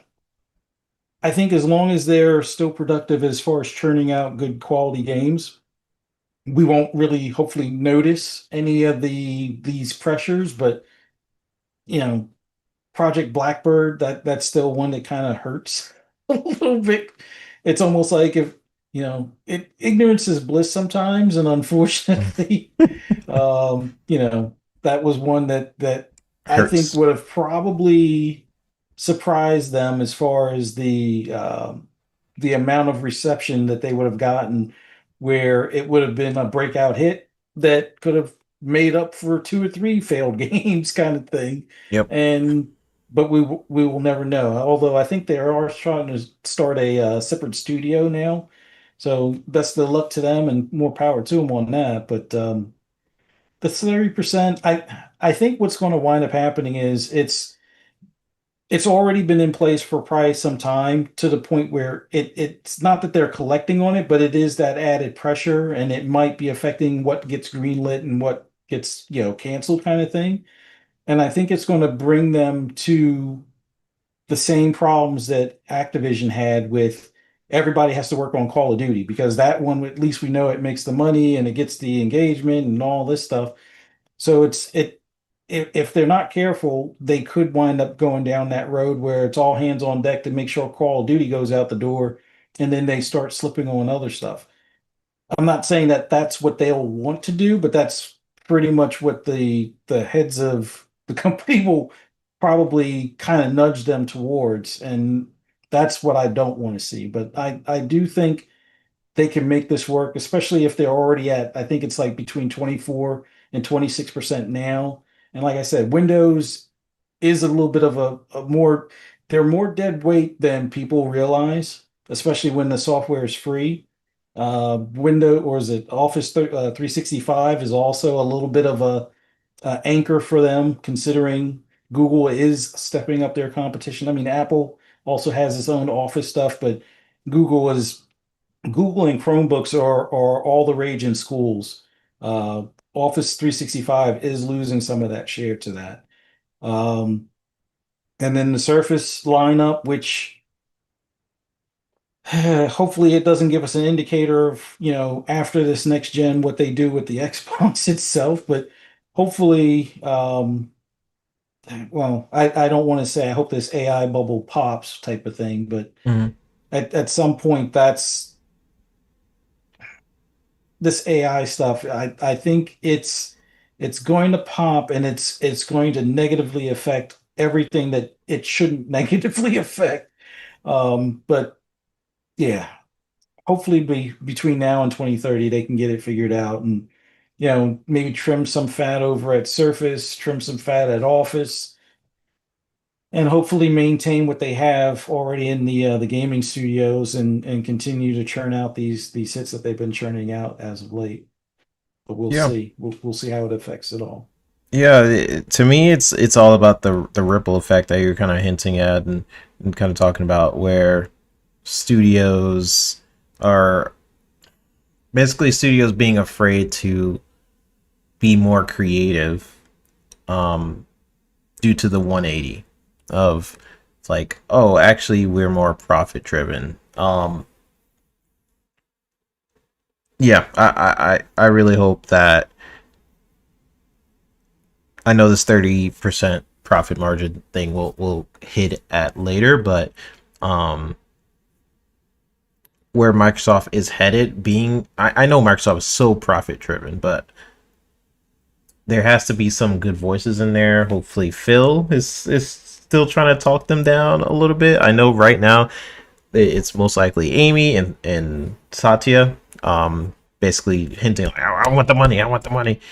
I really hope that there's some voices in there, some good peeps in there who are creatives that can be like, chill, y'all, like, listen, like, profit, sure, but what people care about at the end of the day is the content. And I've unfortunately seen this ripple effect happen so many different times in different industries, where the smaller people are, like you get some good things going content wise, and then they get bigger and bigger and bigger, and then the creativity starts dying out more and more. That's happened to Cartoon Network. It's happened to a ton of other studios. So, um, but yeah, still a lot of talented people over there, and I hope that they will fight the good fight and make some cool stuff while they're still there. We have couple people in here, got almost over 70 people in here, so appreciate everybody for listening to our conversations. We're gamers at the end of the day, and everything we talk about is just out of passion for the gaming industry and everything. So appreciate everyone for dropping on in. We have Google Poll, the Sousa Mac 22 dropped on in, Nate Dog. We have King Webb, who was in here saying salute to the panel. And then the Sousa earlier saying clean shaven 3-bit. Yeah, had to do it. You know, it's different, but I can't wait till it grows back. We got RSJ fan and Spartan 661. So everyone who dropped on in here, appreciate y'all. We read some of your conversations, and we're gonna have one last thing, but for the most part, we are good. Brett Bingham says Magnus will likely be 1,500, but as Magnus the flagship, highly doubt they will launch Magnus next gen. Nate Dogg says Tim Schafer really might get thrown in the salt mines. Yeah, so that's kind of unfortunately, it's like the smaller studios that I think will get the most affected by this. And that sucks because that's where a lot of people are able to be creative, is at some of these smaller studios, because you don't have maybe as big of expectation, maybe not as much funding as the studio, but that's fine. But yeah, I hope with all these changes at Microsoft, all these changes with these different studios, my hope is that all these studios can still do what they were bought to do, and that's basically it. So that's what it is. The Sousa says, what studio was doing that game, Fuzzy? I think he's talking about your Cyberpunk, or which game was he talking about?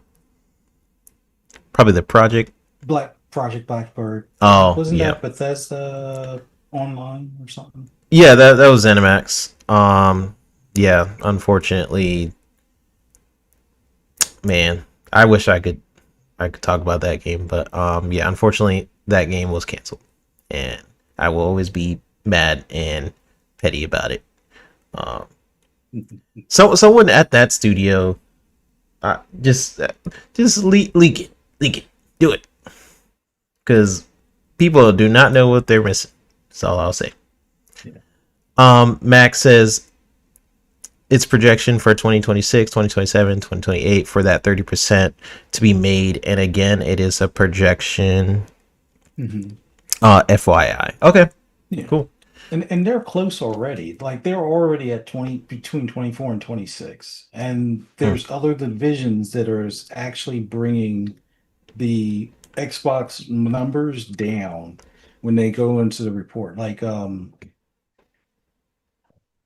since they're lumped in with Office, that's, I won't say Office is dead weight, but it is bringing their numbers down, because Right. there is a lot of margin in game sales. There is a lot of margin in controllers, not as much margin in hardware as far as consoles just yet. But if they're not doing subsidies, then there's your margins on the hardware. So they're close. Like it's more so the pressure of if something gets greenlit. Like and we could, play, dev armchair sports or whatever, where it's like, oh, of course that particular game would make money, or I don't know if that game would be very popular right now. Like an Yeah. example, like with Ubisoft leaking that they wanted to do like a Civil War-ish kind of Assassin's Creed, and you have part of the community that's like, oh, that'd be awesome, and then the other part of the community is like, oh no, I don't think that would be a good idea. And that's the type of stuff where they may not take certain risks, like Yeah. something like what was it? South of Midnight. Mm. Awesome game, but does it get green lit in 20 or something similar get greenlit in 26 or 27 to be released in 30 or 32 or whatever based on that, well, how well did this other game do? Did it meet the 30%? Well, how about we add a multiplayer aspect or a battle royale aspect, which might not be the best solution, but that might be the types of things that we see. And the fear that I have more so than anything is that it was almost like that Call of Duty curse. Like a lot of people are like, they don't know what they're getting into. They buy Call of Duty, and you see what Activision had to do. It's like everybody at Blizzard was working on Call of Duty at certain times. So let's hope that's not the case. But Yeah, yeah. we'll see. And to Sousa's point, he says, the Sousa says, what do you think Microsoft's reaction? This is a good question. Let me put up the little question thing so I keep track. What do you think Microsoft's reaction will be if Halo Remake doesn't sell on PlayStation? I heard Gears Reloaded flopped. I'm not sure how well Gears sold. But I didn't hear any numbers, so maybe it did flop. Let me see. To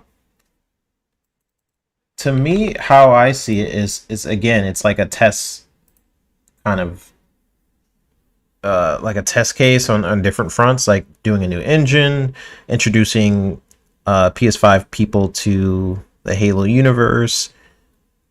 I don't know. We'll see how well it sells. I think Gears was kind of a different case in terms of how.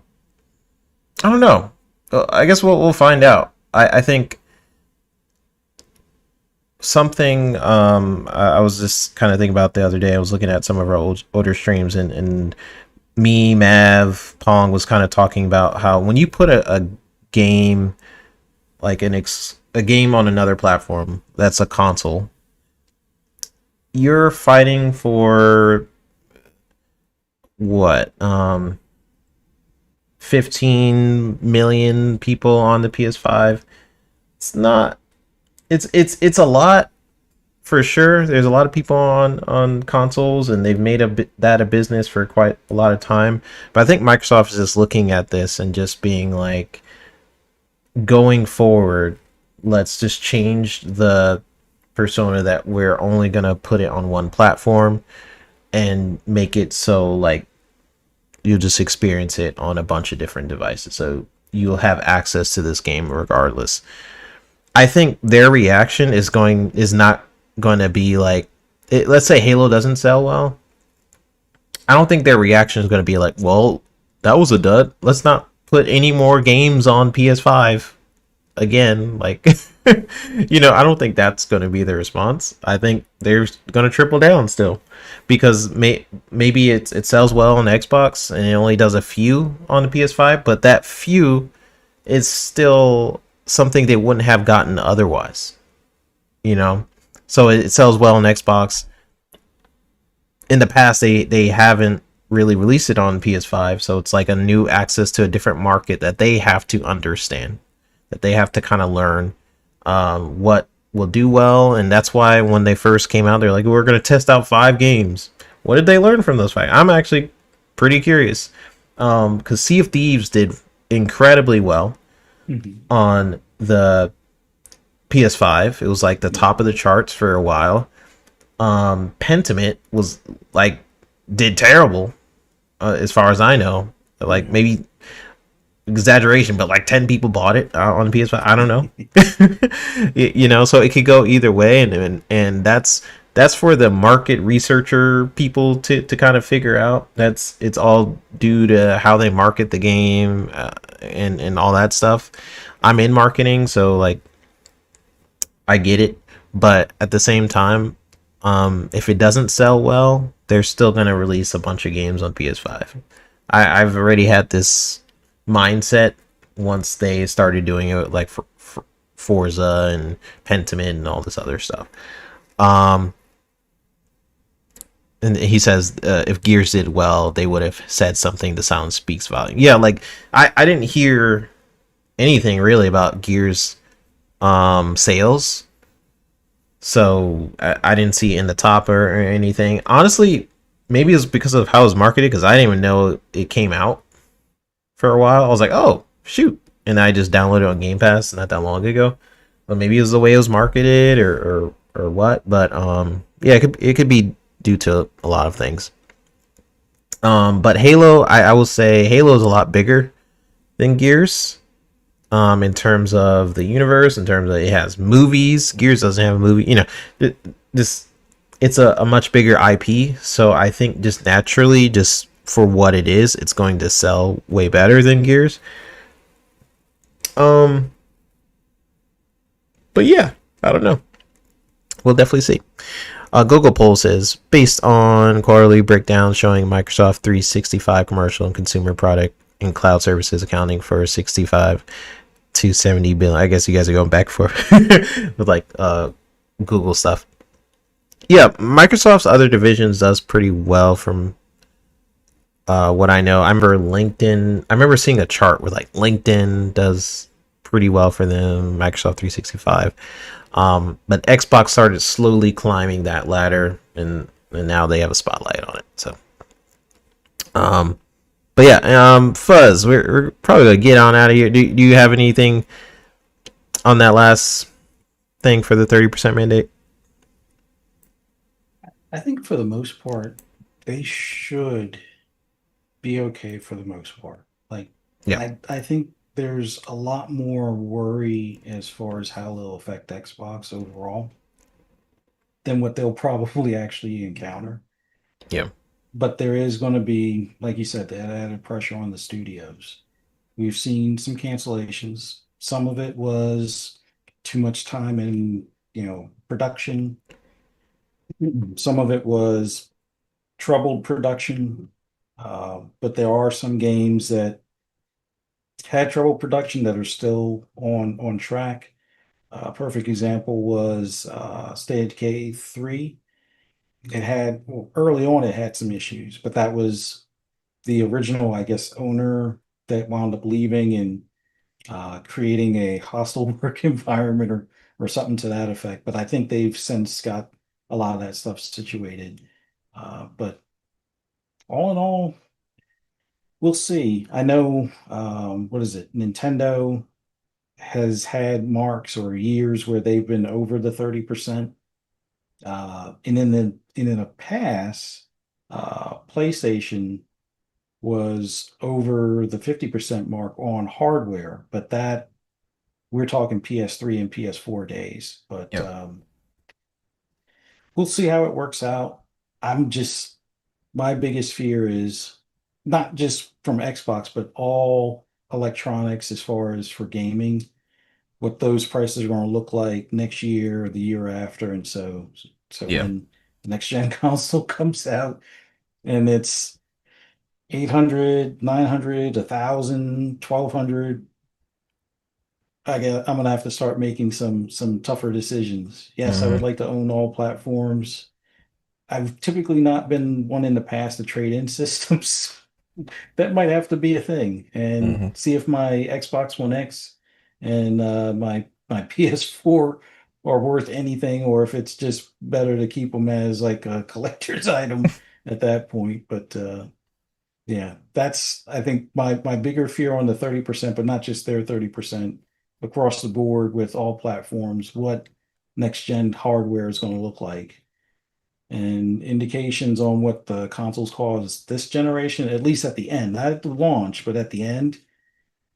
Yeah, I think 600 is the bare minimum for something like a Series S level type of product, and then 800 plus is probably what a PS6 or maybe the bare bones Xbox winds up costing, but we'll see. We'll Yeah, see. yeah. I guess we'll see. I do have a little mini topic in here. We have like 6 7 minutes, so might as well go through it real quick. So the mini topic we got is actually what you kind of hinted on, the next gen Xbox console. And I think it's probably gonna get into that $1,000 range and stuff like that. But here's an article from Tech Radar. It says the next gen Xbox console sounds like it could be a PC hybrid just like the rumors suggested, with the Xbox president calling it a very premium, very high end curated experience. The next Xbox may be similar to the Asus ROG Xbox Ally. So yeah, she had an interview, and it says, according to Xbox President Sarah Bond, the next generation Xbox will be that premium piece of hardware, suggesting it'll be more like a PC console hybrid. So yeah, I seen some of this. It's basically kind of what we've been saying, kind of just from either leaks that we've seen, or just it made sense based on little comments she's made in the past about what they want to do, kind of hinting at Steam. For other people, they're like, what, they're doing Steam? I'm like, we kind of talked about this, this little comments they would make, Xbox would make, about where they're headed. It does make sense. I think for them, it's such a baller move to be like, yeah, we're not doing exclusives anymore, but and then people are on the PS5 saying like, just come over to PS5. We got all the games and stuff. Meanwhile, you'll be able to play like PS or Sony games potentially on the next Xbox. Like, that to me is pretty funny. Where you're like, where the market is headed and everything. But yeah, I mean, hybrid console I think is pretty dang cool, because I don't really like gaming on my PC. I like the convenience of a console sitting on my couch. I have a cat now, so he always like jumps on my lap while I'm playing, and just getting food, and I can just lay down on my couch and have this screen experience. I can't really do that on my PC. I like to separate my PC work experience from my gaming experience. So, just briefly, Fuzz, what do you think about the hybrid? I know there's been different conversations around it, about Xbox going the hybrid PC route. Quick thoughts on what you think about it. I think it's a good way to blur the lines between PC and console, and that will solve a couple of issues. Issue one, game skipping the platform. I mean, aside from ones that are money hatted solely by PlayStation, but a lot of those as of late are still coming to Steam.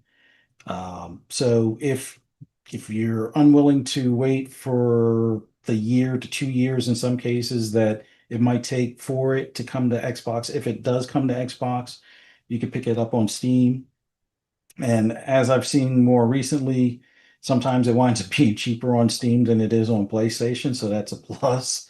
Um, the other thing is, with it being a PC to some extent, this is probably a best entry point for those that might be on the fence of getting into PC gaming without having to necessarily shell out full PC prices. Now, the limit being that you won't have something that's moddable as much as far as changing out like a video card or the CPU or anything like that, but it still allows people to kind of tinker around with stuff, see what some of the games are like that don't come to console in general, like an Escape for Tarkov. Although it still might be a little bit tough to play with controller, but they've been already working on doing mouse and keyboard compatibility for a lot of the games. And if they're all happy to play Steam games, which a lot of them will either have controller support or have keyboard and mouse support, that shouldn't be a problem. Although Escape from Tarkov is not on Steam just yet. They are supposed to be, I think, coming before the end of the year, if I'm not mistaken. I think but then again, I wonder if stuff that you install to Steam or add to your Steam library would show up that way. Yeah, There's probably got to be a way for something like Tarkov to show up, which if people have been able to figure out how to do, or since there's already been a mapping for the controller for, let's say, Stalker 2. Yes, I know it's not the same game, but there's a lot of similarities on inventory and stuff.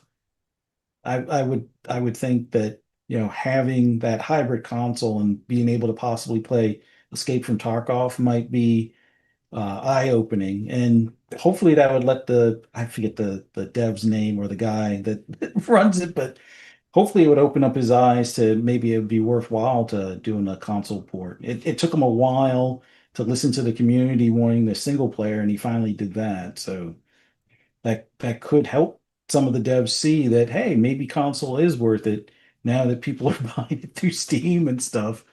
But I don't know. It's definitely going to be interesting. I like the direction they're going in that regard, and it's going to be something that hopefully will attract people to the platform. I know a lot of people want to talk about the platform's dead because their exclusives are going everywhere.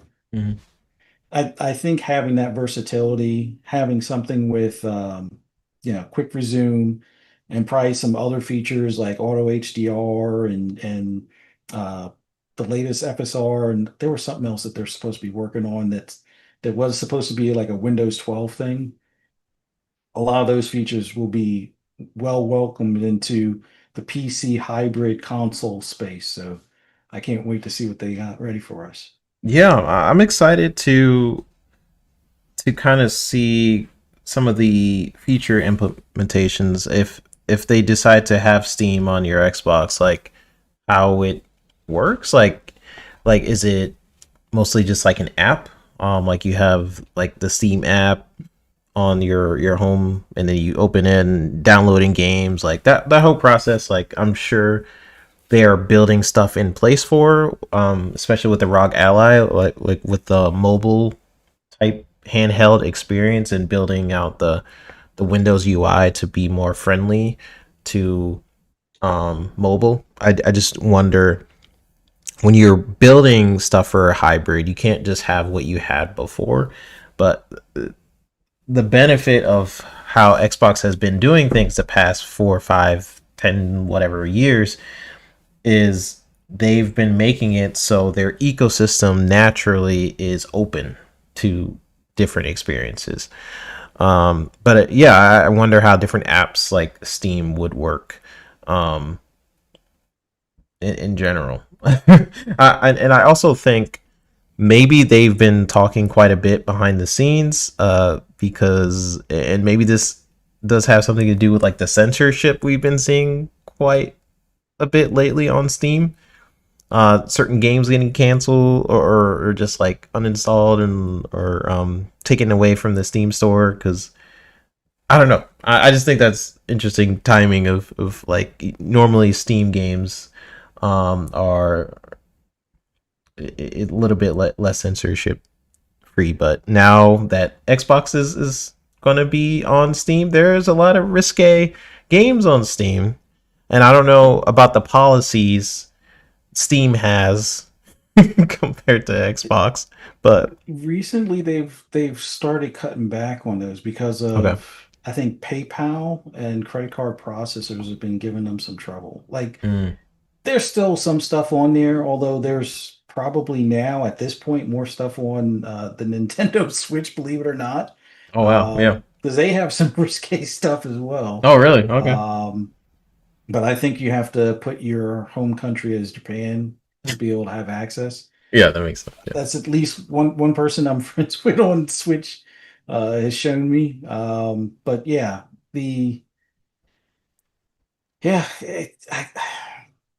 the credit card processors have to ruin it for everybody. I don't know. It's like just Yeah. let people play the games they want to play. If they want to have whatever that hot dog game is, or the I guess you could call them furries, Hmm. the Hmm. waifu furries or whatever. Yeah, Just let let the people gamers play have their that. waifu games. Yeah. It is weird that they're kind of stepping in. Like, I don't agree with that. Like, let people buy. It's their money, you know. Let people buy whatever the heck they want with their money. But I do know in the past, like these different storefronts. I know like Sony has had a pretty big history of censoring certain games coming to their storefront. Um, Xbox, I don't see as much, but I just assume console policies are pretty different from Steam. But if you're just accessing the game through Steam, maybe they just have like a little terms thing, like, hey, you're passing by the Xbox storefront, like whatever you see going forward is not me. Yeah. maybe maybe they start just have a little box like, hey, whatever's past that gate, I don't know, is not me, bro. You're on your Um, own. yeah, you're on your own. You are subject to their terms of service at that point. Yeah, they might do something like that, but we'll definitely see. But shout out to everybody. It's been a great show. Um, let me go on to this screen. I read a couple more, and we're gonna head on out of here. We got Poison saying Collective Shout was doing complaints to card processors and trying to dictate what people can and can't buy. That isn't illegal. Are you saying that? I mean, is it illegal? I don't know if it's illegal or not. I didn't say it sucks.